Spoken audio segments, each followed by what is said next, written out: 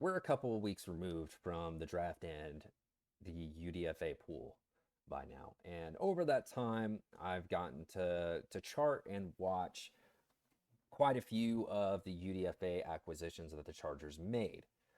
Today, we're going to be covering the defensive back room and what they acquired in the late rounds of the draft and in undrafted free agency through this offseason. I'm really excited to share this with you guys because you will start to see a pattern for what type of defensive back the Chargers went for. And I'm really excited to share that and to kind of paint the picture and see how excited, if you guys are as excited as I am about the type that they went for. And really excited to share all the information I have with you and the charting, the numbers, and I hope you guys enjoy this episode of Blueprints. I am your host, Jason, and this is Blueprints, a Chargers Unleashed podcast.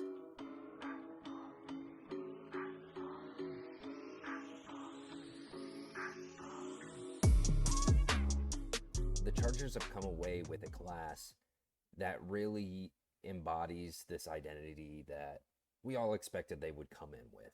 Today, I want to go over the DBs that have been attained this offseason, not just the UDFAs. This is primarily going to be discussing the UDFAs in this class. I think it applies when you go through the offseason acquisitions, guys they attained, that you do kind of pay attention to those late round guys, and still in heart are both fifth round picks.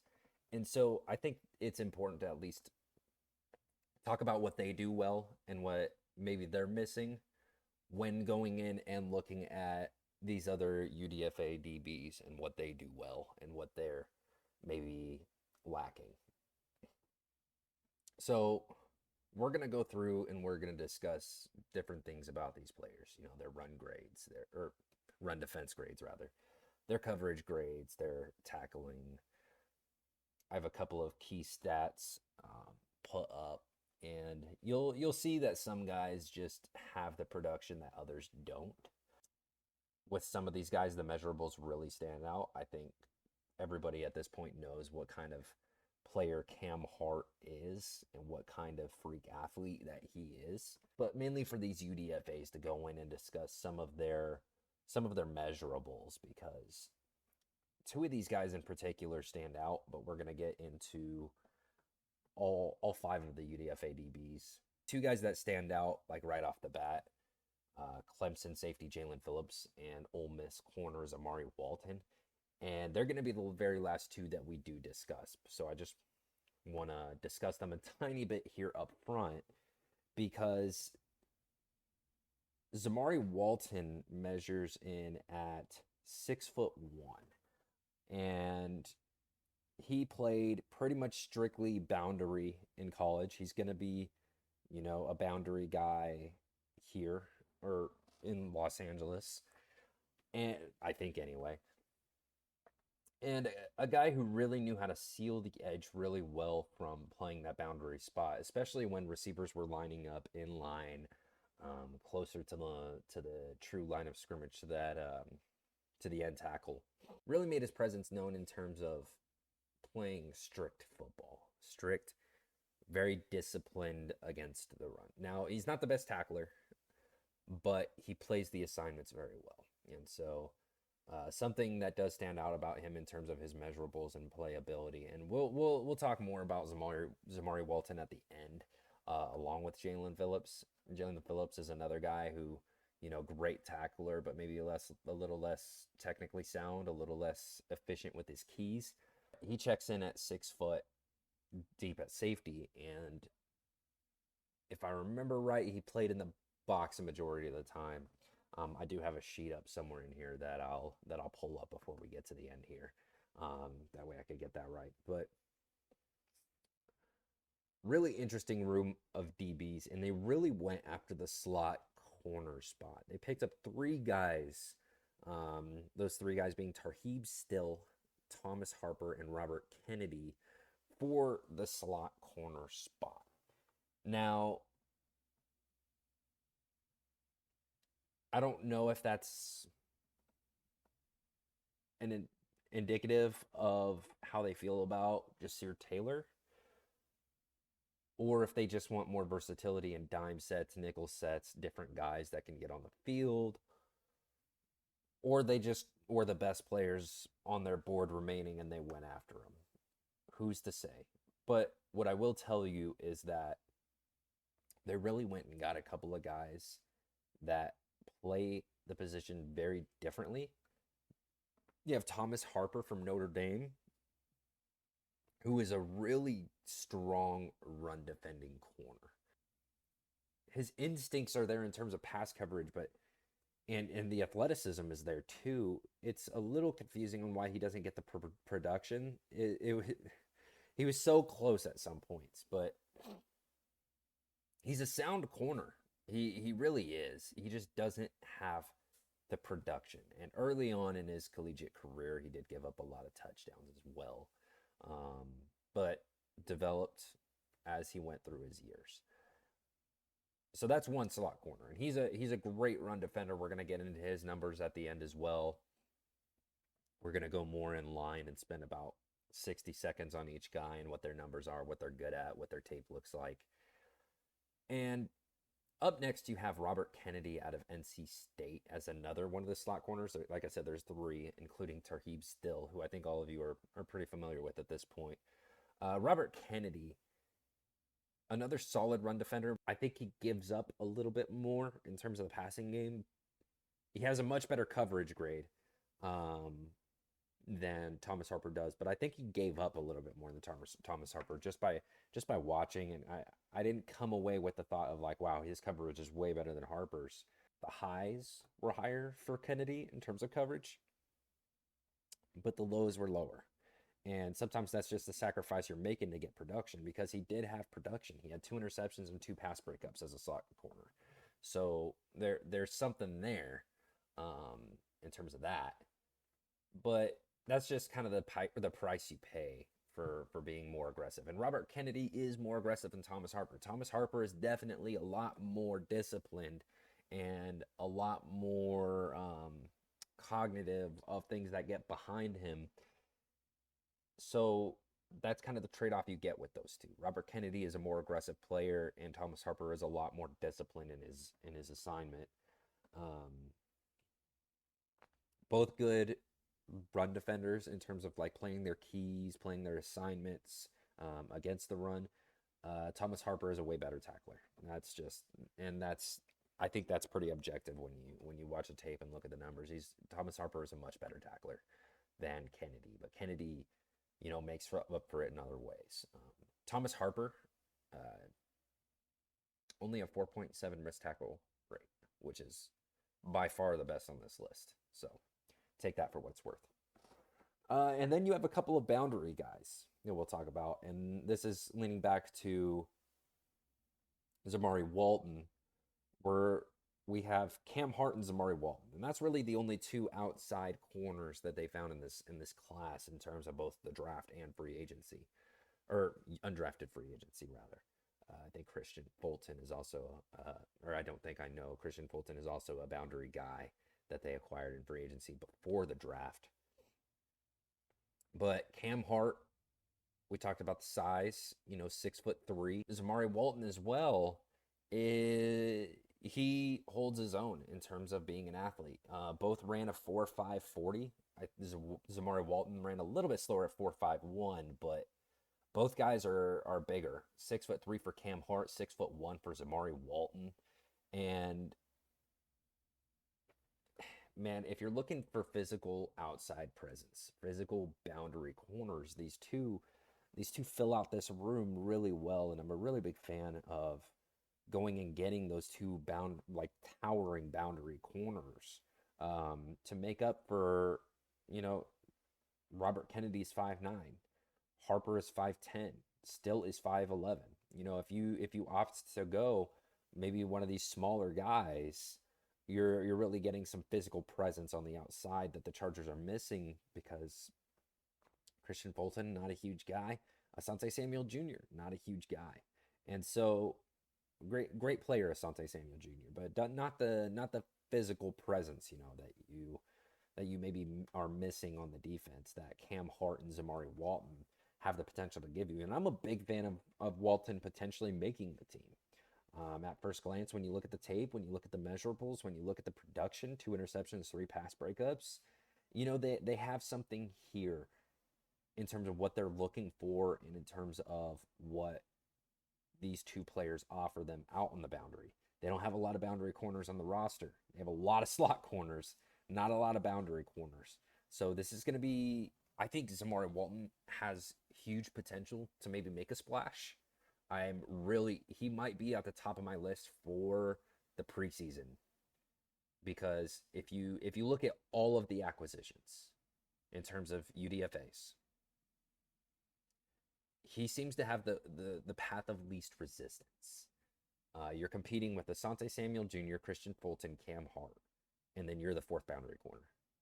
And I mean, the Chargers can opt to maybe they view Still as both an outside and slot guy at the next level. It's definitely not going to be easy for Zamari Walton, but you just look at it on paper, and there's something I like there about Zamari Walton making the roster as a boundary corner. And I think it would be fun down the line if those two could play a role as two physically imposing boundary corners. We'll see how he looks in the preseason or in training camp and where they view him. A 6'1" gunner, 4'5", 140, he could do it. Like I said, he's physically imposing. He could make a splash there on special teams.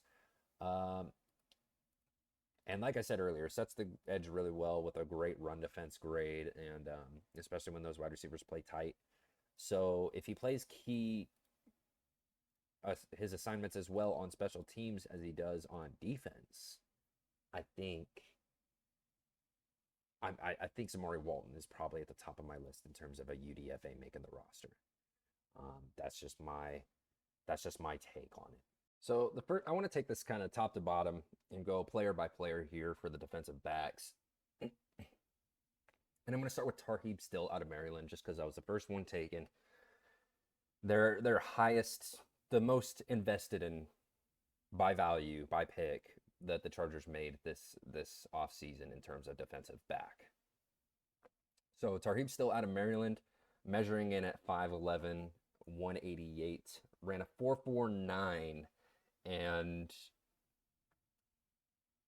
was a lot more, when you compare him to Cam Hart, who was the next corner taken, he may not have that sort of measurable, that physical presence on the boundary, but he has the production that Cam Hart didn't have. So you can kind of see the plan there. I've seen mentioned a lot that he probably plays slot corner at the next level. I've seen that mentioned a lot. For what it's worth, he was mainly a wide corner in college. I don't know if we take it by year in previous years. In fact, let's check that right now. Previous years. Okay, so 2022, he played a majority slot corner. 364 snaps on the slot versus 215 out wide. And then 2021, about the same split. And then, so basically an even split up until last year in his senior year, in which he was a wide corner, a boundary corner. And so I can see why people are saying that he's the slot corner between him and Cam Hart. And they do need slot corner really, really badly, really desperately need a slot corner to come in and play in 2024. But with Tarheeb Still, you're really getting you're getting some versatility there. A guy who can play outside and in the slot. He's done it in college. He has the measurables to play outside. He runs a 4.49, and he's 5'11", nearly pushing 6 foot. So it's not like he's a small guy. That's a good height for a corner. Now, when you compare it to Cam Hart, who's measuring in at 6'3" and 202, that's, you kind of take a step back and you're like, okay, well, that's the boundary corner. I really see between Tarheeb Still and Asante Samuel Jr. that you're getting two corners that can move around and should move around. And we'll just have to see. With Jesse Minter's defense, you really need corners that can play the slot, or you need another safety, which the Chargers do not have right now. We're going to talk about a couple. We're going to talk about a couple of safeties and a player that they marked as a safety. I'm pretty sure you already know that's Thomas Harper, who they marked as a safety despite him being almost exclusively a slot corner in his senior year in college. I don't know about previous years, but all the tape I watched on Thomas Harper was slot corner. I think I maybe saw like 2 or 3 plays where he was not there. And I think in one of those he was like in the box, and 2 of those he was at free safety. And in one of those free safety snaps, he came up like real quick. So something to watch there for Tarheeb Still. He had a run defense grade in college of 88.4 for Pro Football Focus. So if they do elect to place him in the slot, there's something there. I don't think the Chargers have had a good run defending slot corner since, let's see, Callahan, Jasir Taylor, who's before that, Chris Harris Jr. They haven't had a good run defending slot corner in a while, since Desmond King. So something to watch for there if they do elect to place him in the slot. I don't know if he's going to exclusively be a slot corner. I don't know if they've mentioned that.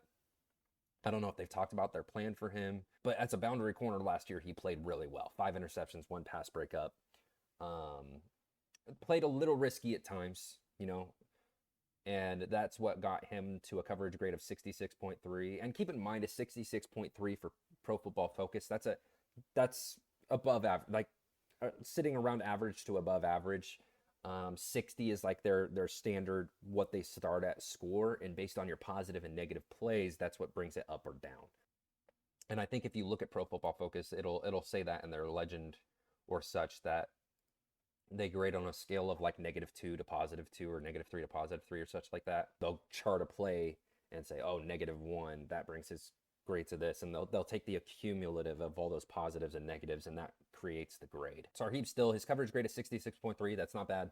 That's fine, especially if you do want him to play in the slot and have him be that run defending slot corner. I'm fine with that. Tackling grade of 61.5. Again, that's just above average, and especially if you look at some of the other corners that were drafted way ahead of him.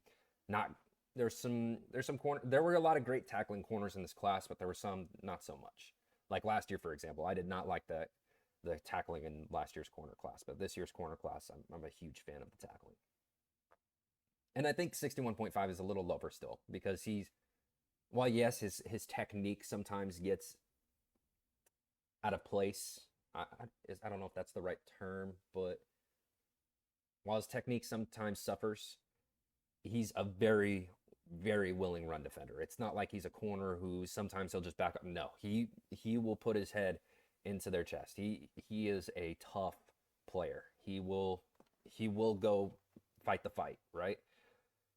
So a missed tackle percentage of 16.7%. That's probably why the tackling grade is a little lower. So talking about that form there, what he suffers with, and he did let up a little bit of missed tackles. That's tied with Cam Hart, 16.7 for both of them. So, there's a little bit to work with and a little bit of flaws here. You're in the 5th round. There's going to be some downsides. It is what it is. But I really like what they found in Tarheeb Still. He's a player that he wasn't on my board. I'm just being honest. I didn't know who he was when they drafted him, and that's on me. I didn't do enough homework this offseason. But I really like what they found there. Usually, date back a couple of years to a different GM, and sometimes in the 3rd, 4th, 5th round, there was a player taken. I was like, who is that? And then you look at him, and it's like, oh, that's not great. So, got distracted by my cat a little bit. He's freaking out, chasing ghosts. So I actually really liked this Tarheeb Still find. I thought that was really solid. So now we're gonna get into discussing Cam Hart. And this is one I think everybody's really excited about, because you see the potential. The production isn't there. And usually when you draft a player that is a majority potential with not a lot of production, generally I've seen the fan base get a little worried. And with this player, that hasn't been the case. And I think that's because the upside is so high.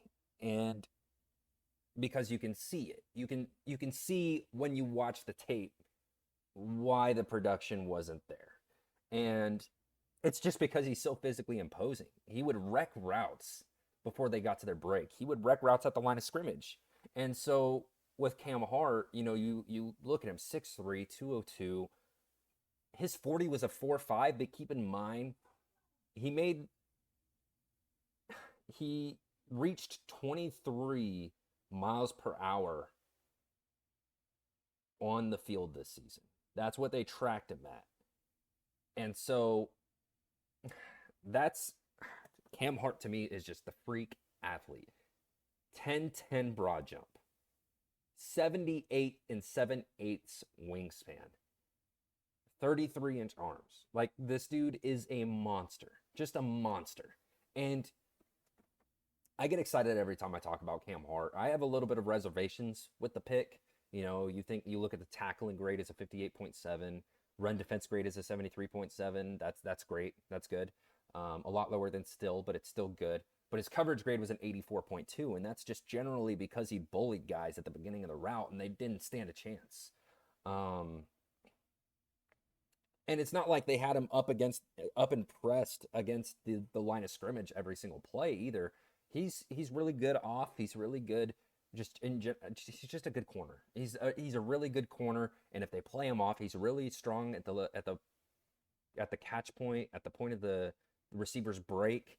Just a very, I don't know if I would say sound, like technically sound, but very physical corner, which makes him look technically sound. You know, you can't see a lot of flaws in his technique because he's just very physical. He'll beat you to the ball, or not to the ball, but he'll beat you to the break, and the ball will never come. And so I'm really excited for Cam Hart because you look at that potential, and he's got a good coaching staff in place. He doesn't have to start right away because they have Asante Samuel Jr. and Christian Fulton, which, you know, you want to get Cam Hart on the field, but, and that's not a shot at Asante Samuel Jr., by the way. I love Asante Samuel Jr. It's more so just getting that substitute in Christian Fulton and having shorter corners on the boundary. You have a little bit of concern there, but with Cam Hart, you know, you want to get him on the field, but he doesn't have to start right away. He can take a little bit of time if you think he needs some technical refinement. I'm going to be honest, there was a lot of plays where I could not tell if he needed technical refinement because he would just bully dudes, and I'm just kind of like, all right, well, I didn't take a lot away from that other than he's just mean. So I'm a fan of Cam Hart. I really like the pick. The production is a little bit concerning. I think in terms of what you're getting and what spot you're getting him and the corner you just took ahead of him in Tarheeb Still, and then turning around and going and getting that corner that doesn't have production but has the high potential to be a high production corner. I don't know if he'll be a high production corner, but he's going to be physically imposing on the boundary. It makes a lot of sense to me. I'm a fan of that logic used. I'm a fan of how they used those picks back to back. And to take both in the 5th round there, back to back, is huge for them. Just a couple other stats for Cam Hart. I mentioned earlier that his missed tackle percentage is 16.7, tied with Tarheeb Still. Low tackling grade, just below average. It's something you can work on. You know, I think he has a great coaching staff ahead of him that can work on that. You're not asking him to be, you know, this great tackling corner if you have a great slot corner to tackle. You see Cam Hart set the edge enough, or come up and not set the edge, but, you know, play the boundary well enough against the run to do something. No interceptions last season, but 2 pass breakups. Another big thing to mention is you just really want to see Cam Hart stay healthy. I think that's a big one, and I think with this coaching staff, with this training staff, I think they have the potential to do that extremely, extremely well. And so I'm a fan of it. I'm a fan of the Cam Hart pick. I'm excited to see what he does well with the Chargers. I'm excited to see the preseason. I need to watch the preseason. I need to see what kind of corner he is at the next level. Even training camp. I just need to see what Cam Hart brings to the table at the next level. Because if he is as physically imposing in the NFL as he was on tape in college, I think the Chargers are getting something really special if he can stay healthy and work with Ben Herbert and his training staff. Another thing to mention, he had more penalties downfield than he did production. So that's something to keep, like, there's things you need to work on. You know, he gets a little, like I said, physically imposing. He really attacks the receiver on the break. He really attacks the receiver when, if that ball is underthrown, Cam Hart's running him over. Like and that's not an every time thing. It's just something I noticed once or twice is, if the receiver tried to box out Cam Hart with their frame, Cam Hart usually won that fight, but in a fashion that got a flag thrown. A couple of flags that I disagreed with, just because he's so physically imposing that the ref was kind of like, all right, well, he just trucked that receiver, so I kind of have to throw the flag. So just some things to iron out in terms of tackling, penalties, and maybe get some of those instincts a little better. And I think as he gets comfortable with Jesse Minter's scheme, instincts will come naturally. So just work on getting his head around, work on the production, the instincts, getting familiar with the scheme. And I think Cam Hart has the potential to be a really good football player. So there are negatives here, and I feel like I mentioned the negatives way too much. I think he's going to be a great, like I said, I loved the pick. I love the player. I love bringing him here. And if he can translate that to training camp, to preseason, what he showed in college in terms of being a physically imposing presence on the boundary, I really like what Cam Hart brings to the table. Really excited about that pick. So next on this list, we're going to talk about Akeem Dent out of Florida State, safety out of Florida State. 5'11", 203. So not tiny, but a little bit of a lighter build. And still only 23 years old after, looks like 5 years in college. That's also something to kind of backtrack and talk about Tarheeb Still with, just for a quick moment. Tarheeb Still is still 21. He's about to be 22, but a little more rare to find a 21-year-old in the 5th round who has as much experience as Still does. So something to keep in mind, because that does matter. He's still a young player, but still with experience. So a little bit of an interesting note about Tarheeb Still. Now, Akeem Dent, still 23 years old, and a young 23. 5'11", 203, 5-year senior. And like I said, the measurables, he's a little small in terms of weight. Very good athlete. He ran a 4.45, vertical jump of 33, broad jump of 10.4. The thing about Dent is you're getting a player here who has the speed and is a lot more physical than you would think with his body type and with his testing. You would think he'd be more of a rangy, more of a finesse player on the back end, but he's not. He's kind of similar to what I was talking about with Cam Hart, where he's very disruptive at the point of the break. Not disruptive, but kind of physical at the break point for the receiver. He makes things really difficult for them, especially because he gets there fast. And so not only does he blend getting there quick, he'll push the issue. He's gonna make it difficult for you to get in and out of your breaks. He's gonna make it difficult for you to block him. He's very good in run support despite his size. He's very good at taking on the block and kind of gauging where things are going to go, reading his keys and gauging where things are going to go. And that's something you like from a safety. And he plays better in the box than I expected him to. And I'm actually really curious about how many snaps he played in the box. We're going to take a look here. I like him as a special teamer. I really think this was a Ryan Ficken thing to go and get Akeem Dent, because with that speed and with that physicality, it screams to me special teamer. Especially with the new kickoff rules, that's going to matter. You're going to need really good cover units to take care of, like, just think about Cordero Patterson on these kick return rules. You're going to need defenders who can come up and make plays and stack blocks like I was just talking about, and really get physical, to blend physicality with that speed.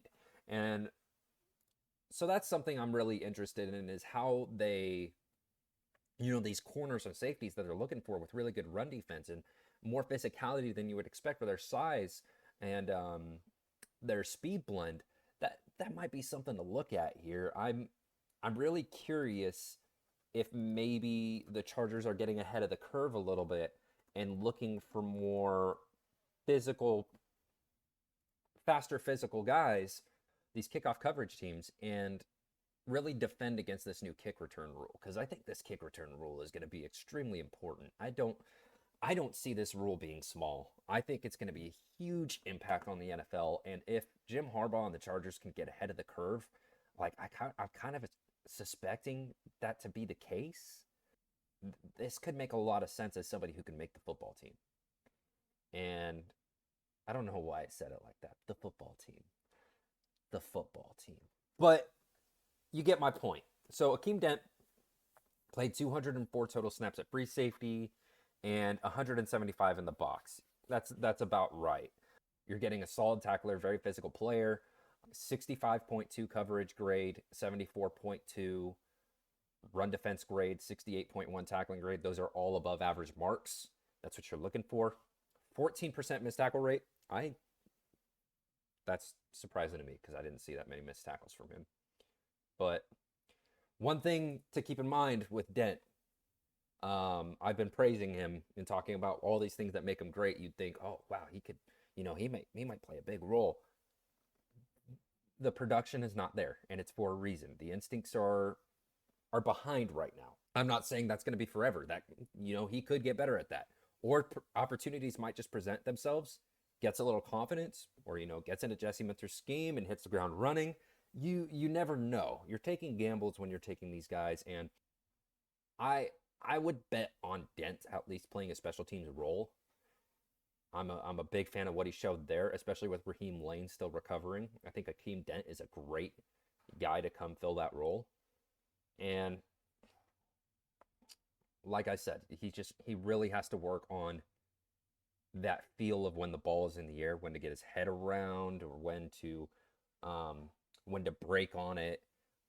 Just some things that I think could work out and could go in his favor in the NFL. But you have to think, if he had that production, he would have been a very draftable player. A very draftable player, because there's a lot to work with. And so if you could coach that into him, get him comfortable, get him turning around looking for the ball or breaking on the ball when the quarterback gets ready to throw, I think there's a lot of potential with Akeem Dent. If you can't tell, I'm really excited about the potential of Akeem Dent. So someone to look for there. Up next is a guy I've seen actually get a lot of attention recently from Chargers fans. They seem to be really excited about this one here. And that's Thomas Harper out of Notre Dame. Measuring at 5'10", 189, the Chargers listed him as a safety. That's interesting because he's 5'10", 189. It's also interesting because he played basically exclusively. At least from what I saw, and we're going to double check here. I've checked before, and I'm pretty sure he played exclusively slot corner. And just double checking here. Yeah, he played 23 snaps of wide corner, 29 snaps of free safety, 353 of slot corner. Played a little bit in the box. So he had plays where he moved around for sure, but Thomas Harper was a slot corner. And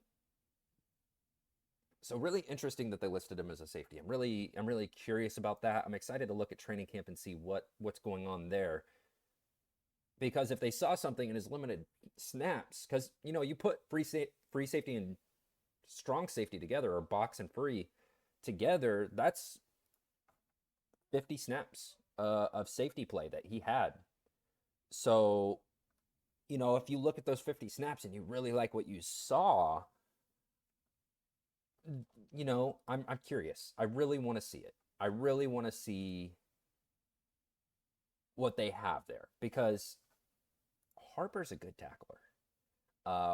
Great tackling grade, 88.9, 83.7 run defense grade, and a 65.8 coverage grade. So let's take a look at the measurables again. 4.49 40. So and a 10.6 broad jump. So again, you're getting a guy who is decently fast, and he's physical. And the tape shows the physicality. He is a great run defending slot corner. Also, key stat here, 4.7% missed tackle rate. He plays ball, and He's a very sound assignment corner. This is where it gets really interesting in terms of the safety talk and the safety listing by the Chargers. He's very sound in coverage. He rarely lets things get behind him. He's very technically sound. He plays his zones very strictly. He doesn't let things get behind him in his zone. He plays very sound football. And that's something I'm going to keep hammering on here. He plays sound football. Run defense, pass defense, he will play sound. He will play his assignment. And he will do it well. Is he going to make plays on the football? Not generally. Especially not if his head is turned around. That's where I'm curious about the safety listing. Get his eyes on the line of scrimmage more consistently, or on the quarterback more consistently. Maybe he could get something there in terms of attacking the football. With the run defense and the tackling, he's a little light, but he doesn't play light. I'm really curious. I really can't wait for training camp. I really want to see the role Thomas Harper plays, because that intrigues me. That's really exciting. And again, with Akeem Dent there, same conversation. Special teams, kick coverage. I think Thomas Harper has a chance here to play a huge role on that, to play his assignments really well and play and keep his lane and keep things contained on that kick coverage unit. If they make the right call here, Dean Leonard is also great on coverage units. Jasir Taylor as well. They might be building themselves a really good special teams unit with Thomas Harper and Akeem Dent as additions. And maybe even Cam Hart early. I'm excited to see these guys work, because Thomas Harper, I just listed off some of his numbers. There's a couple of things you're concerned about in terms of lack of production and such like that. But I'm telling you guys, the tape for Thomas Harper was so much fun. It's so much fun to look at. And I'm so curious about this safety listing, because if they could get him to bulk up a bit and play safety, and the tackling translates, I get it, because in terms of the lack of production, you're fine with that if he can come play a dime safety role, right? Or a dime corner role, either one. Just get this dude in the right position to be a good run defender, or just keep him on special teams. I really think they're getting ahead of the curve here in terms of kick coverage units, and they're really looking for, not all these guys are going to make the roster. Keep that in mind. They're UDFAs, right? But if you could find one that contributes really well to your kick coverage unit, and maybe I'm stressing this kick coverage thing way too much, or maybe the kickoff return rules are not going to make a huge difference heading into this year. I think they are, though. And I think that if they can get one really good coverage guy, it's going to be a huge win for their UDFA pool. So really excited for Thomas Harper and what he might bring here, because just a great tackler, and something just really intrigues me about that safety listing. If they saw something there on tape that they really think that he could play safety, or maybe it's just, a mistake. I don't know, but I'm intrigued and I want to find out. I'm really excited for camp for Thomas Harper. I'm definitely a guy I'm keeping an eye on. I suggest everybody does. I recommend that everybody keeps an eye on Thomas Harper heading into camp, because if he does play safety, I am really intrigued. One, his playing weight. I want to see what it's at. And two, I want to see if his tackling translates to training camp or to the NFL level, especially in the preseason. So Thomas Harper, a guy I'm really excited about as well. I'm excited about all these guys. I had a lot of fun going through their UDFA pool. So one more thing to mention about Thomas Harper.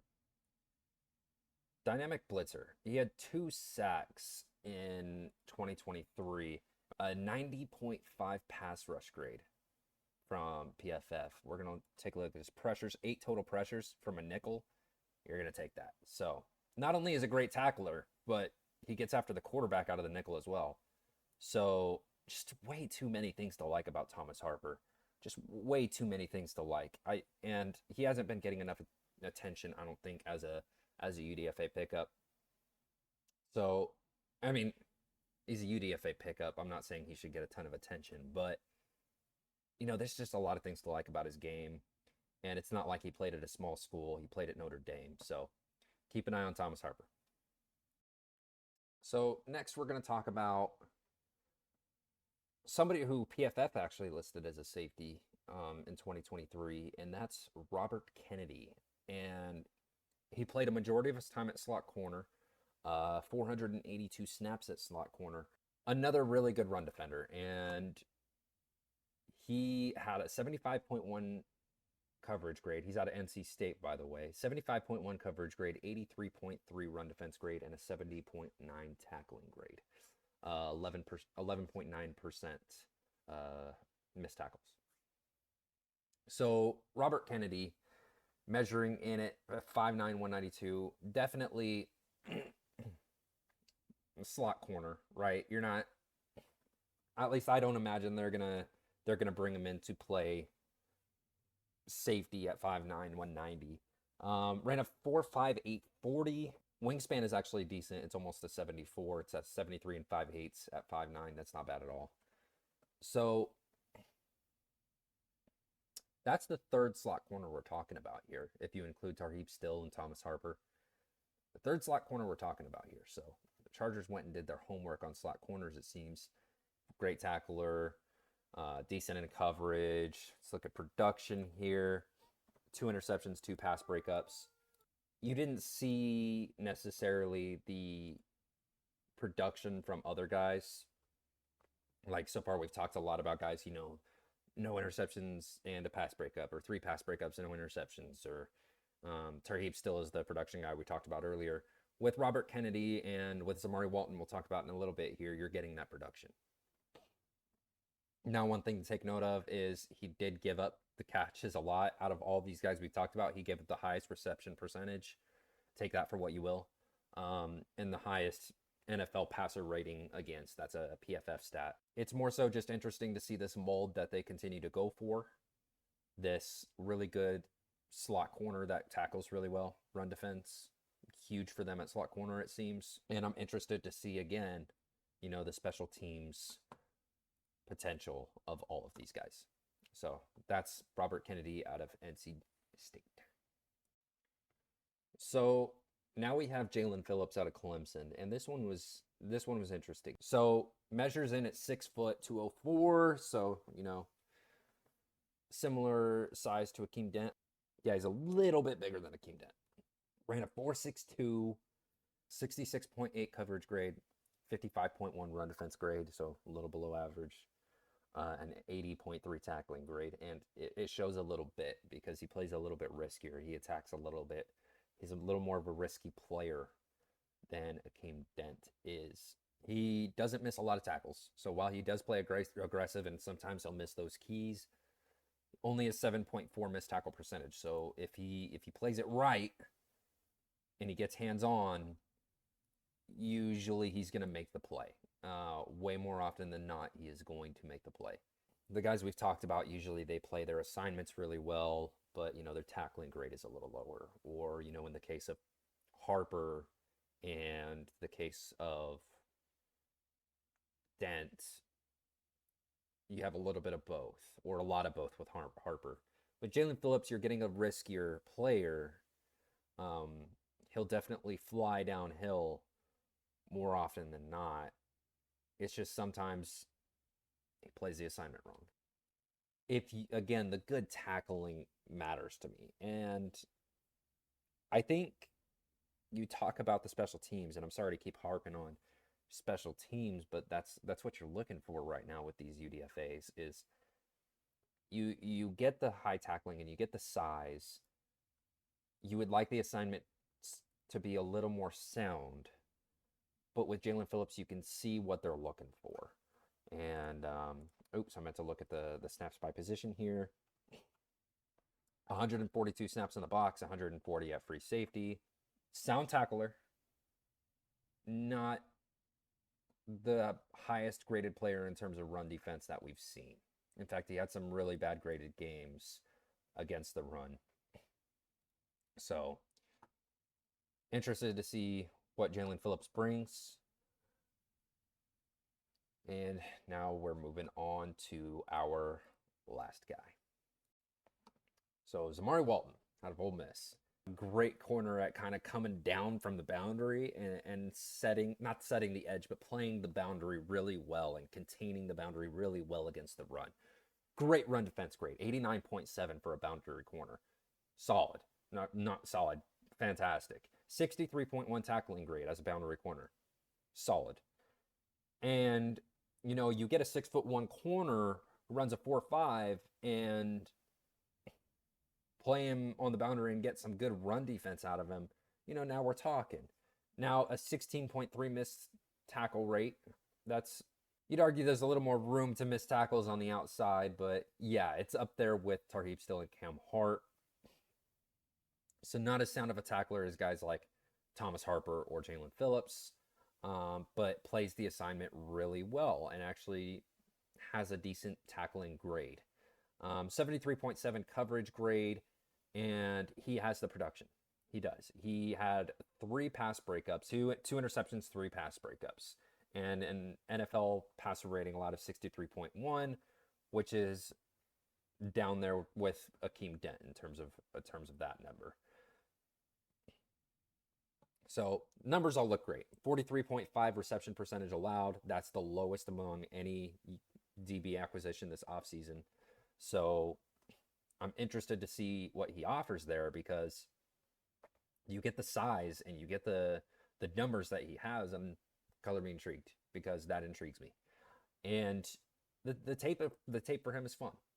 I like the aggressiveness. I like the production that's there, especially because, some of those guys that they got there are very I don't want to say they just lack production straight up, but in their last year didn't get that attacking the football trait that somebody like Tarheeb Still or Zamari Walton had. And so I really want to see what Zamari Walton brings. I want to see what he looks like after an offseason training program as well, because 6'1", 188 that's pretty solid, right? I mean, that's not Cam Hart, but that's pretty solid. And so really excited for Zamari Walton. I want to see what he looks like this offseason. I want to see how he attacks the football. I want to see if it translates, because if it does translate, I think that could be a really fun sleeper as a boundary corner, because I think that spot, how many boundary corners do they have right now? Dean Leonard is marked as their other boundary corner. So you have to think Asante Samuel Jr., Christian Fulton, Dean Leonard, Cam Hart. So 4 guys right now, and I would say that spot is open. So, Zamari Walton could make his case. I think strong case to make the practice squad if any of this translates. But he could fight for a spot if anything, if all of these traits translate to the NFL level, and he gets a form of or gets a good start, maybe builds up that size a little bit and becomes just a tank on the boundary and gets even better at the run defense. And again, special teams, assignment sound on against the run really contains the boundary. You talk about kick coverage, a lot of that is contained. So Zamari Walton, they really went for a type here this offseason in terms of going and getting guys that contain, that tackle well, that play assignment sound run defending football. And so Zamari Walton as a boundary corner offering that kind of run defense. You look at the other guys, you look at Asante Samuel, Christian Fulton, Dean Leonard, Cam Hart. They don't offer what Zamari Walton is offering here in terms of a boundary corner that can defend the run. So if that's something that, stands out in the preseason or stands out in training camp, that he is a assignment sound run defending boundary corner and none of the guys ahead of him are, that's interesting. Now you have a little bit of a battle maybe not a battle, but you have a conversation going of like, he brings something to the table that the other guys don't. And he still attacks the ball really well as a corner. He has the length, he has the size.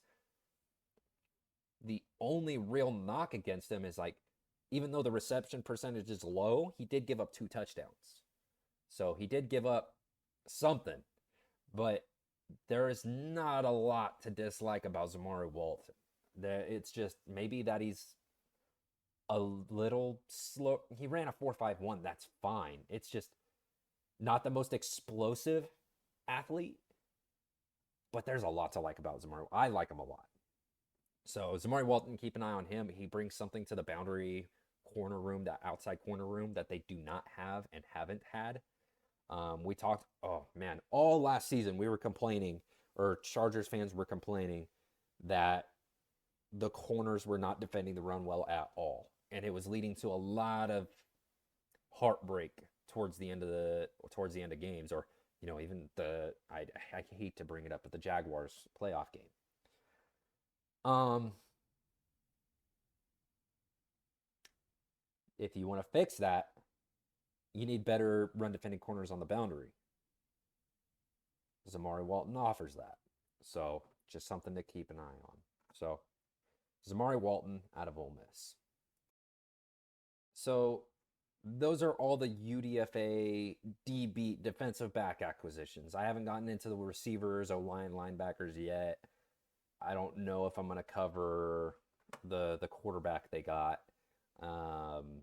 Bowman, Casey Bowman, I think his name is.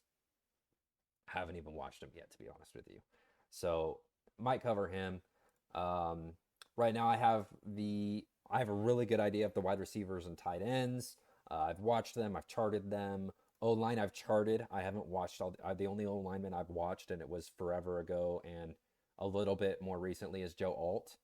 I watched Joe Alt's college tape back in January, and I watched him a little bit after the draft as well. But in terms of the rest of the O-line, the only one I've watched was Willis Patrick out of TCU, and that was only because what's his name? I think it was Brandon Thorn. It was either Duke or Brandon Thorn on Twitter. Posted a couple videos, and I was like, hey, he's good. I'll watch him. So Willis Patrick was the other one I've watched. But in terms of the rest of the O-line, I have not watched them yet. So that might take a little bit. But I have charted them. Just need to watch them. And then the linebackers with edges mixed in there, I charted both at the same time. That'll probably be the very last one after O-line, or it might be after receivers. But receivers is next. Receivers is going to be the one that's next. And that's going to be all the acquisitions. Probably won't cover Ladd McConkey too much because he was a second-round pick, and everybody knows what they're getting with him. But I will cover him a little bit just because I love breaking down receivers. It's my favorite position to watch. It's my favorite position to really break down. And he's a technician, so that's my favorite. So I will talk about him a little bit at least, just because that'll be super fun to do. So, but today was DBs, and I'm really excited for this DB room. I obviously, not everybody's going to make the roster. Not everybody's going to make the practice squad, but I think they really went for a type here. And so no matter which one kind of makes it, you know what you're getting from these DB acquisitions. You know what type you're getting, and you're getting a physical run defender, no matter which one.